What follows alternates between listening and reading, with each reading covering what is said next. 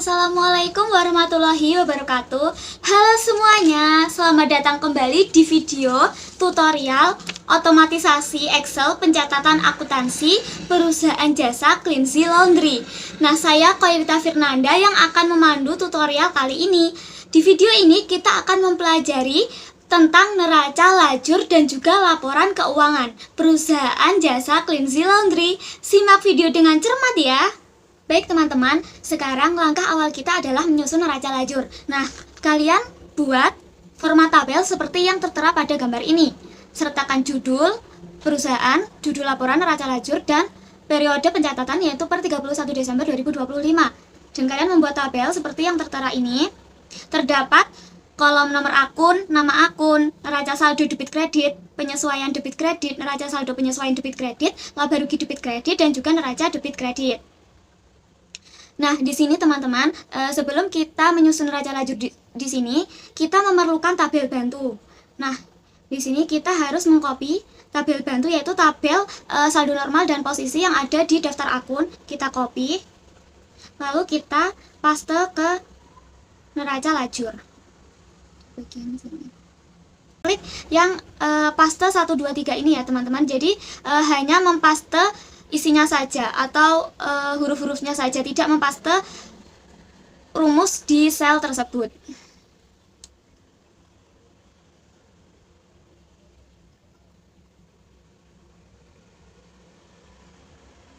Sudah. Ini disesuaikan dengan tabelnya. Begini ya teman-teman, disesuaikan dengan jajaran akunnya. Nah, selanjutnya kita harus memasukkan nomor akun dan nama akun. Nah, caranya ini kita masuk ke neraca saldo penyesuaian. Nah, kita copy ini, ref ini, nomor akun di ref, kita Ctrl C, lalu kita paste di nomor akun yang ada di neraca lajur. Langsung saja. Nah, ini sudah. Selanjutnya, untuk nama akun juga kita menggunakan rumus yang sama yang ada di neraca saldo penyesuaian ini. Di sini kita copy saja rumusnya. Lalu kita paste di sel yang pertama yaitu sel C8.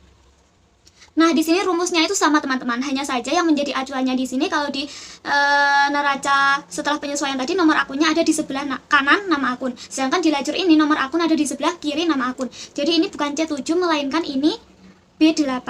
Lalu kita klik enter. Nah, setelah muncul nama akun, kita tarik rumusnya sampai sel C26. Nah, sudah muncul akun-akunnya sesuai dengan nomor akunnya.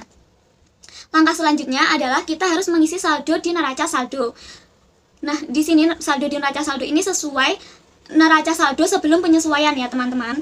Jadi, di sini kita tuliskan di cash bagian debit sel D8 sama dengan neraca saldo di bagian D7. Lalu klik enter. Nah, di sini kita tarik hingga sel D26. Nah, lalu di bagian kredit juga demikian, sama dengan kita masuk ke neraca saldo sebelum penyesuaian, klik sel E7 lalu enter. Nah, kita tarik sampai sel E26. Nah, di sini untuk mengetahui balance-nya, kita masukkan judulnya total.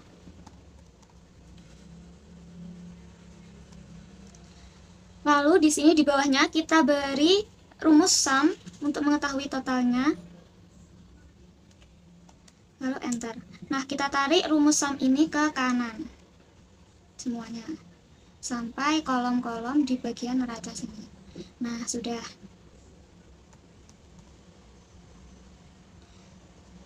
Selanjutnya ini bisa diberi tanda tebal atau Ctrl V.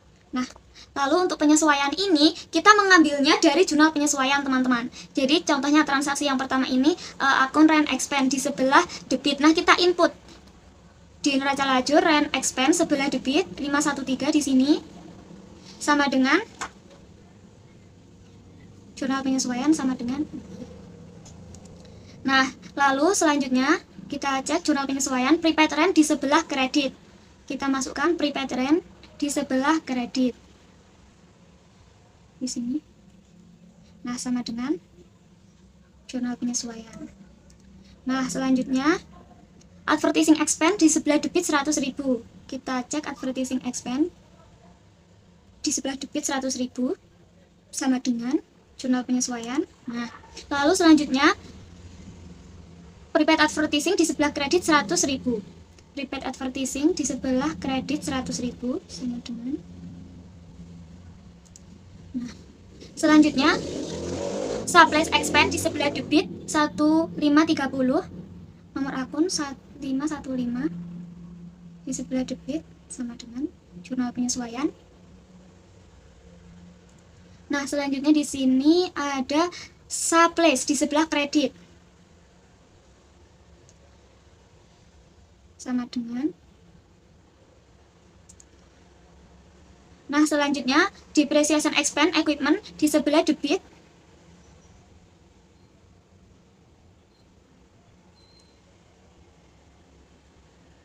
dan yang terakhir accumulated depreciation equipment di sebelah kredit.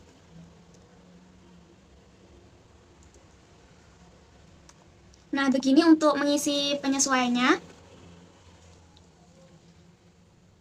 Nah, agar ini itu setara, kita beri saja di sini tuh 0, teman-teman. Agar untuk memudahkan kita menarik rumus tadi. Untuk yang tidak ada transaksi, kita berikan 0. Kita beri 0.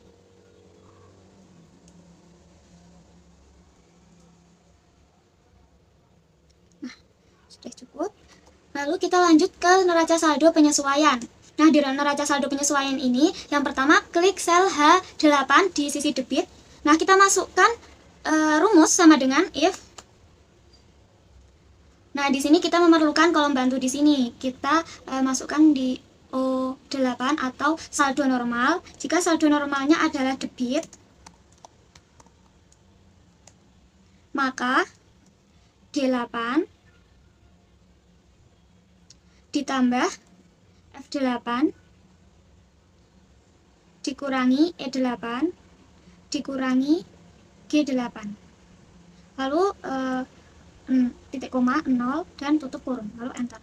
Nah, lalu kita tarik sel hingga sel H26. Nah, di sini saldonya itu sudah menunjukkan setelah disesuaikan ya, teman-teman. Lalu di bagian kredit sekarang sama dengan if kita tetap memakai saldo normal ini jika saldo normalnya adalah kredit, maka E8 ditambah dengan G8 dikurangi D8 dikurangi F8. Nah, lalu titik koma 0.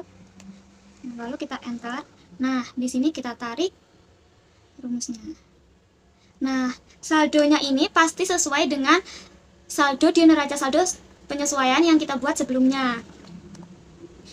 Jadi rumus ini tuh maksudnya di sebelah debit ini, jika saldo normal akun tersebut itu adalah debit, maka neraca saldo debit neraca saldo ditambah mutasi debit jurnal penyesuaian dikurangi saldo kredit neraca saldo dan dikurangi mutasi kredit penyesuaian. Begitupun untuk sisi kredit. Jadi ini maksudnya jika akunnya itu bersaldo normal di kredit, maka neraca saldo kredit ditambah mutasi penyesuaian di kredit dikurangi neraca saldo debit dikurangi mutasi penyesuaian debit. Begitu, teman-teman. Nah, selanjutnya kita masukkan laba rugi di kolom neraca lajur ini. Caranya adalah klik sel J8 lalu masukkan rumus sama dengan if. Lalu kita di sini butuh bantuan ini kolom posisi atau kolom P8. Jika P8 posisinya itu ada di laba rugi, maka H8 pindah ke laba rugi atau posisi lain 0. Nah, lalu klik enter. Nah, di sini kita tarik sampai sel J26. Nah, begitupun di sel kredit ini sama dengan if jika saldo posisinya itu ada di laba rugi, maka I8 ini akan pindah di laba rugi. Nah, Nah, begini teman-teman. Jadi kita selesaikan dulu bagian neraca juga. Nah, bagian neraca ini kita copy saja rumus di bagian debit laba rugi kita paste di bagian debit neraca, tetapi di sini laba rugi diganti dengan neraca. Nah, enter. Lalu kita tarik rumusnya sampai sel L26.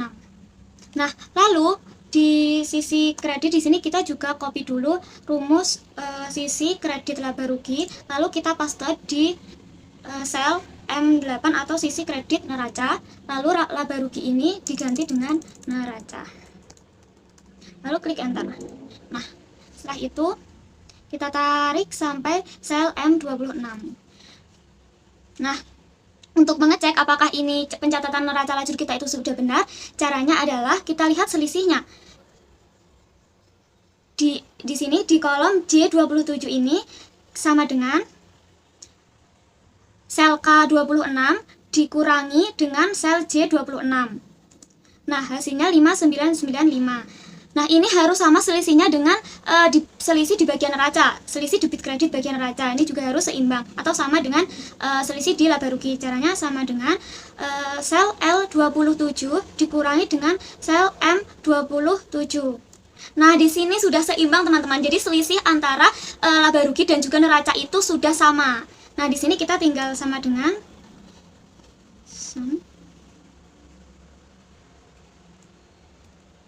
Nah, jadi ini sudah sama, ini tinggal sama dengan, nah ini sama dengan L27, enter. Lalu di sel M29 sama dengan M27 ditambah M28, lalu klik enter. Nah, ini sudah seimbang teman-teman untuk nominalnya. Jadi, dari sini neraca lajur ini sudah siap untuk kita jadikan sumber mencatat laporan keuangan. Baik teman-teman, setelah kita menyusun neraca lajur, selanjutnya laporan keuangan yang kita susun pertama adalah laporan laba rugi.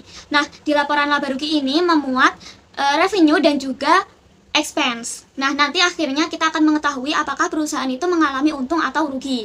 Nah, oke, yang pertama kita masukkan di sini, kita tulis dulu revenue.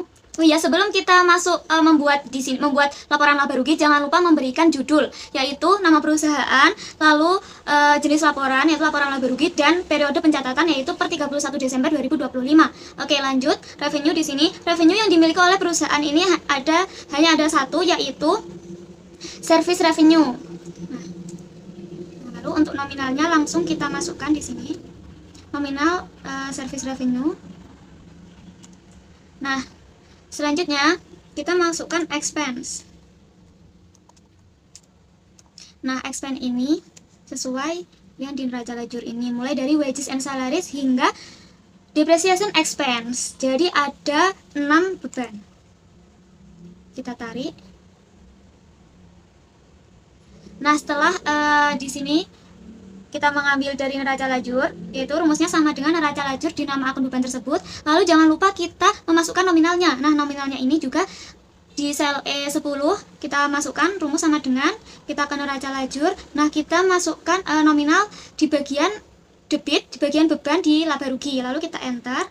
Nah, kita tarik sampai sel E15 atau sampai depreciation expense equipment. Nah, di sini kita beri garis tegal. Nah, selanjutnya kita total ada berapa total bebannya, yaitu sama dengan sum. Kita pakai rumus sum, lalu enter. Nah, di sini total bebannya 6.955.000, lalu revenue, service revenue ini dikurangi dengan total beban.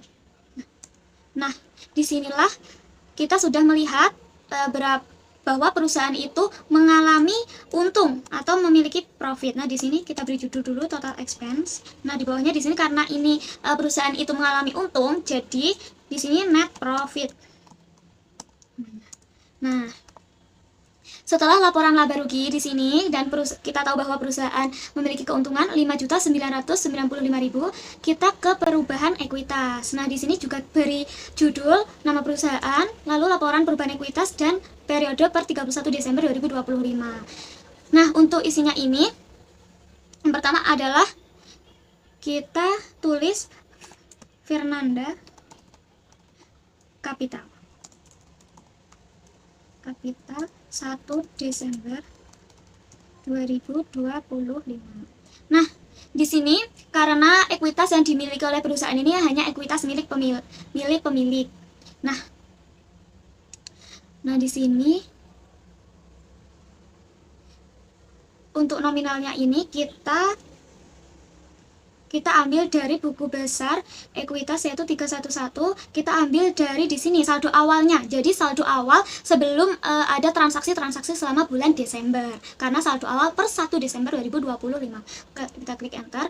Nah, selanjutnya di sini ekuitas ini dipengaruhi oleh beberapa faktor, yaitu ada faktor penambah dan juga ada faktor pengurang. Nah, di sini kita tuliskan faktor penambahnya terlebih dahulu.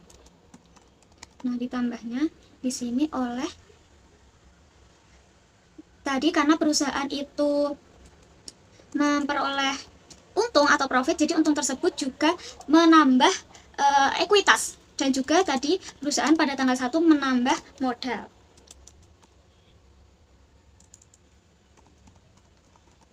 Penambahan investasi. Lalu di sini bisa penambahan investasi atau penambahan modal. Nah, di sini kita beri judul total. Lalu di bawahnya dikurangi di sini. Nah, untuk perubahan ekuitas ini dia itu pengurangnya itu dipengaruhi oleh price. Langsung saja tulis price. Nah, total. Nah, selanjutnya di sini kita beri dulu nominalnya. Nah, di sini net profitnya itu sama dengan di laba rugi di sini 5.999. Nah, penambahan modal di sini kita ambil dari buku besar modal tadi, buku besar ekuitas. Yaitu 311. Nah, di sini di sisi kredit ini kita tambahkan 25 juta. Nah, lalu totalnya adalah sama dengan sum, pakai rumus sum untuk menghitung total net profit dan total penambahan modal. Nah, selanjutnya kita masukkan up ini yang mengurangi price. Nah, di sini kita beri tanda min atau tanda kurung sama dengan kita cari neraca lajur. Nah, di sini price sebesar 1.500.000. Nah, di sini. Nah, jadi totalnya ini sama dengan price. Nah, di sini adalah karena penambahnya itu lebih besar daripada pengurangnya, maka di sini judulnya kenaikan ekuitas. Kalau pengurangnya itu lebih besar, jadi penurunan ekuitas gitu. Nah, di sini sama dengan total penambah ditambah total pengurang. Nah, jadi kenaikan ekuitas ini sebesar 29.495.000. Nah, jadi ini total Fernanda's Capital. Kita berikan judul di sini.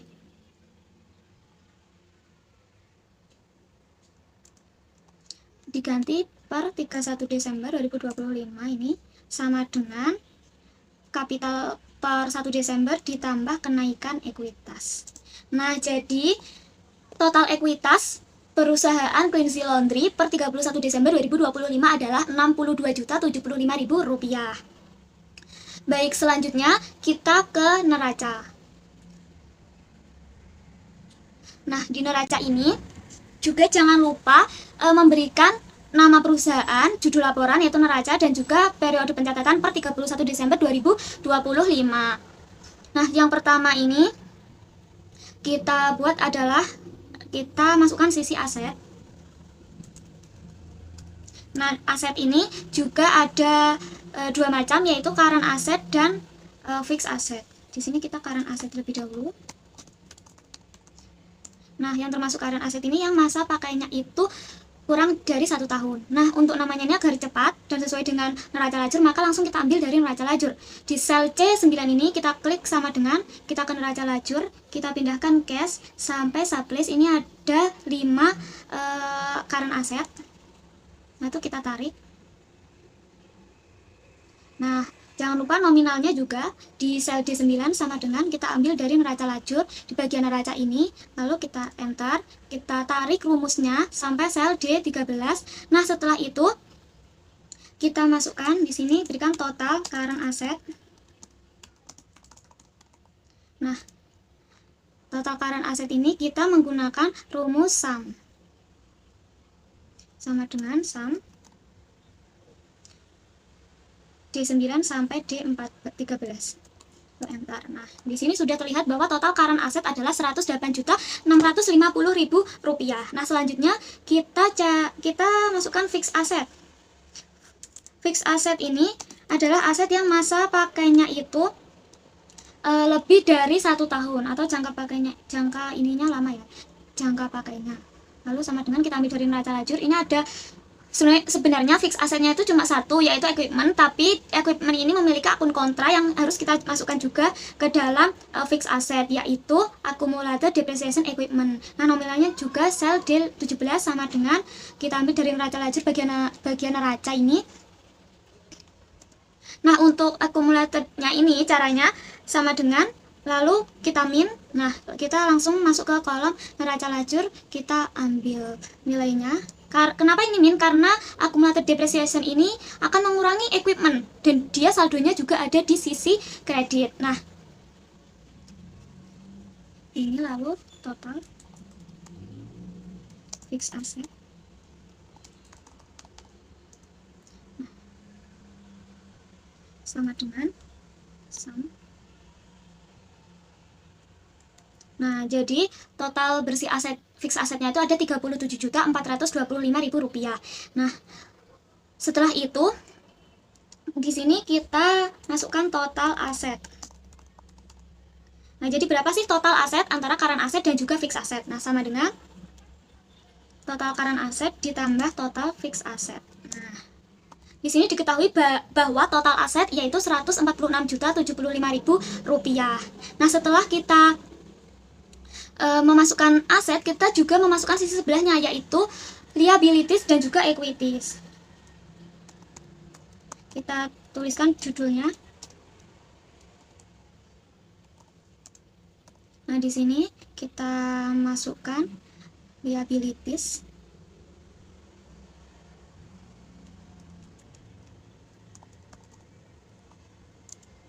Nah, di sini current liabilities.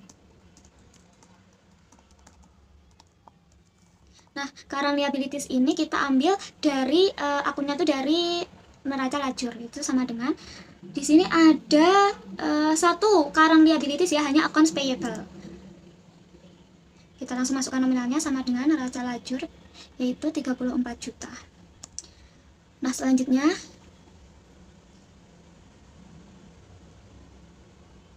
di sini berikan total current liabilities, yaitu hanya satu, kita sama dengan saja, tidak perlu disum.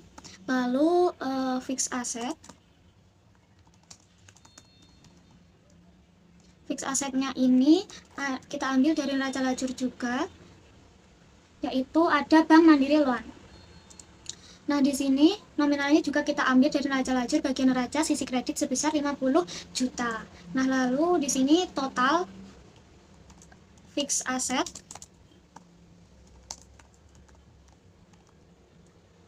mohon maaf ini harusnya fixed liabilities ya, non current liabilities. Mohon maaf atas kesalahannya. Nah, jadi ini total non current liabilities. Fix itu hanya untuk yang aset aja.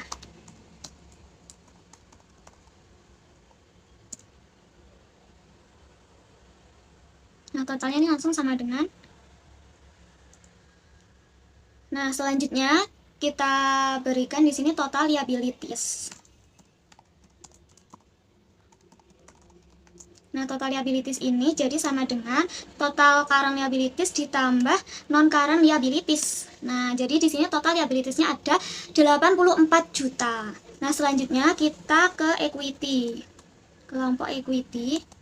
Nah, di sini equity yang dimiliki ini hanya satu jenis, yaitu Fernandes Capital atau modal pemilik. Nah, modal pemilik ini kita jangan mengambil dari total di neraca lajur, tetapi kita mengambil dari totalnya laporan perubahan ekuitas, yaitu Fernandes Capital per 31 Desember 2025 atau saldo akhir di laporan perubahan ekuitas. Sini sama dengan laporan perubahan ekuitas, enter. Nah, di sini total equity. Nah, total equity sama dengan 62.075.000 rupiah. Jadi di sini total liabilities and equity sebesar 84 juta ditambah dengan 62.075.000 rupiah. Nah, hasilnya sudah seimbang dengan hasil total aset ya teman-teman. Total aset berjumlah 146.075.000 rupiah. Begitupun total liabilities plus equity ini berjumlah 146.075.000 rupiah. Berarti pencatatan laporan keuangan kita sudah seimbang dan sudah benar. Oke Besti Akuntansi, sekian pembahasan video mengenai neraca lajur dan laporan keuangan Cleansy Laundry. Pastikan kalian memahami setiap langkah-langkahnya ya. Untuk video berikutnya kita akan membahas mengenai jurnal penutup dan neraca setelah penutupan. Sampai jumpa di video berikutnya.